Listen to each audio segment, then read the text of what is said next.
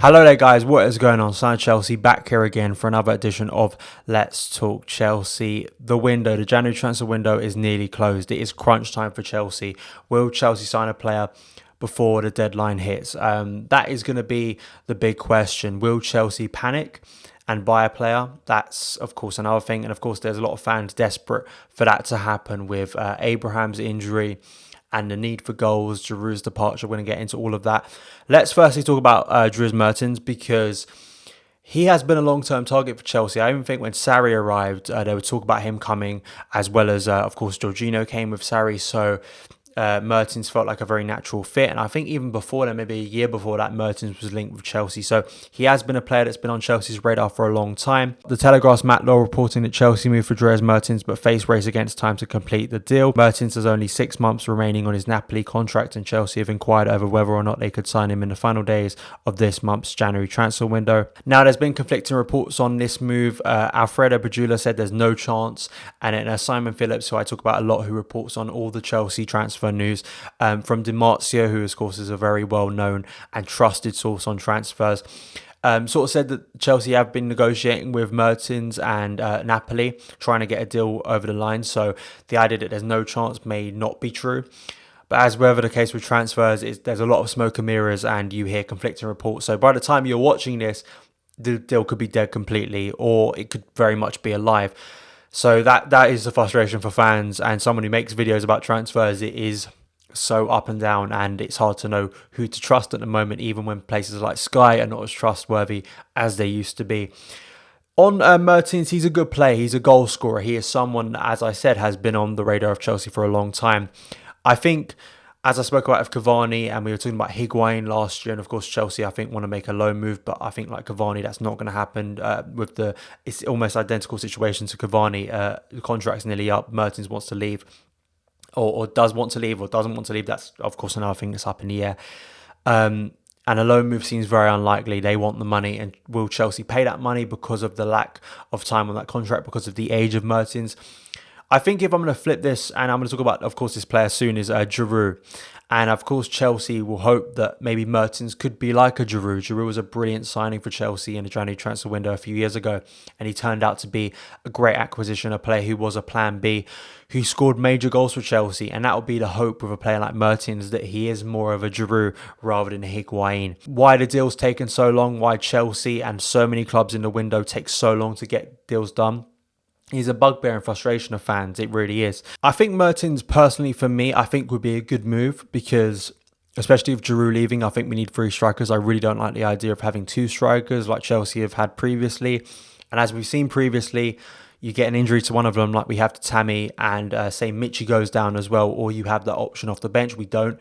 And then Frank is probably forced to play a false 9, which I don't think really works. So I want 3 forwards at the club, which of course is just a perfect option. And I think Mertens, with his age, being in the twilight of his career, could come in, has that connection with Jorginho, and could score goals and could be like a Giroud. That's the hope, and that would be a perfect situation. I'm sure you guys will have opinions on Mertens, and I know he is very highly rated. It's all about Chelsea making that move. Will they? Will they take the risk potentially of it being another Higuain and another, we could go for, Pato as well? Or will they just think, because Frank Lampard's demands? I mean, Frank Lampard was the most transparent he has been in regards to transfers on Saturday night after the whole game, wasn't he? And I think Mertens will be probably that player if a player is to come in. I don't see any other links. And considering we are so late in the window now, Chelsea have to start moving. Let me know your opinions on Mertens. Do you think he'd be a good player for Chelsea? Do you think it will conflict with Tammy's development? Or do you think Chelsea aren't going to make a signing in the window? Let me know in the comments below. Moving on from that, Olivier Giroud looks to be off. This has been a move that's been in the works for so many months. It's just about the destination and will it happen? I think I was referring to Inter Milan last week. That was the deal. Inter Milan, that's gone cold now. They've been signing so many players this window under Conte. I thought that deal was going to happen. It hasn't.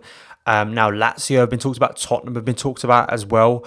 In relation to Mertens, it is believed in some corners that apparently if Lazio make the move for Giroud and Giroud leaves, that's sort of incumbent on Chelsea getting a player in, but we have heard comments from Lampard earlier in the window that wasn't the case. It wasn't incumbent on Chelsea getting in a striker. And of course, Giroud, I just want to talk about Giroud, and thanks to Giroud, because I think he has been a brilliant player for Chelsea. I really do. I think when he signed a few years ago, it was very similar situation, wasn't it, to the situation Chelsea find themselves in now, where Chelsea needed a striker. We brought in Giroud. And I think he's been nothing but a great professional for Chelsea. He really has. He's held himself in the right way. There's always been a level of performance with Giroud that you can expect. He's helped other players and he's scored some big goals. I will never forget that goal against Arsenal in the Europa League final. And what a way to mark your Chelsea career, scoring that goal. That goal will always be remembered for Chelsea. And as well, other goals as well. And I think, especially this year, I think you've really seen that professional side of him come out. You know, of course, there's going to be that frustration with the level of player he is. This is a player who's played in World Cup finals, who's won major trophies, who's played a lot of football in his career, and of course is desperate to play for France in the Euros. But even through all the frustration, I'm sure, of not getting playing time under Frank Lampard, you've never heard him complain publicly, whilst other players in the past have. And I really respect that about Giroud, and I really wish him the best. I hope he, wherever he goes, if it is Lazio, of course we prefer Lazio over Tottenham, but if he does leave to Lazio, gets minutes, and hopefully for his sake gets into the Euro squad for Deschamps in the summer.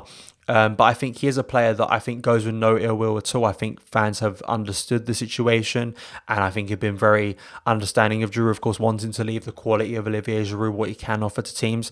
And I think he's a player that will be fondly remembered at Chelsea, even if it is a brief time. And I think he's done really well at the club.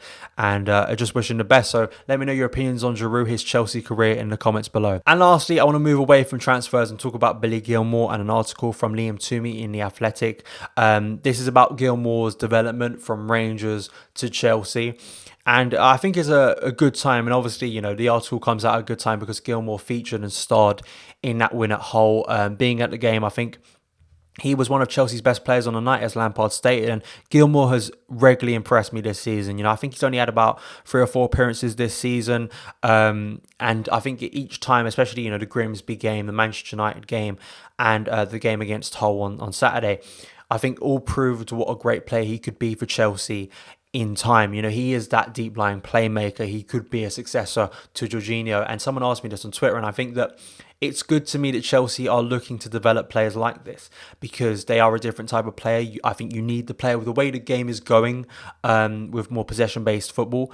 I think proves that you need players like Gilmour of his style, of like Jorginho's style, like Kovacic as well. A slightly different player, but players who are very comfortable in possession. And I think Gilmour, what I like about this article and what you see with Gilmour on the pitch, is not only that flair and class and confidence on the ball, passing range, but also I like the combative nature of Gilmour as well. He clearly is someone that doesn't really care about his height or physicality, that's going to grow over time. He has no problem getting into a physical battle with players bigger and older than him. There were many times against Hull that he went in for physical challenges and won. He won a few defensive headers when Chelsea needed it, and I loved it. And I think I spoke about in my whole review that, you know, he really showed up some of the older players in that Chelsea team and really showed a composure that Chelsea just didn't have in that second half, and Gilmour offered it. And I think it's a player that got a contract extension recently. I think it was around September, which is good, so we've got him down on a contract. And as well, I think he's going to be a player that's going to get more minutes under Frank Lampard, could get more minutes for the rest of the season, and I think could potentially get a loan move away. That's going to be the intriguing thing. That I think midfield is such a stacked area, especially with Ruben coming back soon. I think potentially Barkley could be off in the summer, so Gilmour could fill that slot, but at the same time, he wants to be getting regular minutes, so potentially a loan move to a fellow Premier League club or a high-flying Championship club like we've seen with so many other youngsters could be a good move for Gilmour. But I think Gilmour is a bright talent, he really is, and I think he's a player that is always, in the small glimpses we've got of him this season, has really impressed me, and I know has impressed a lot of people. So let me know your opinions on Gilmour. What do you think is his ceiling? How high is it at Chelsea? And do you think a loan move would be good for him next season? Let me know in the comments below. So that is it for this edition of Let's Talk Chelsea. Let me know your thoughts on everything I discussed in the comments below. Thank you so much for taking the time to watch this video. If you did enjoy it, hit that subscribe button and the notification bell to never miss an upload. Follow me on Twitter @SonOfChelsea, and I'll see you again.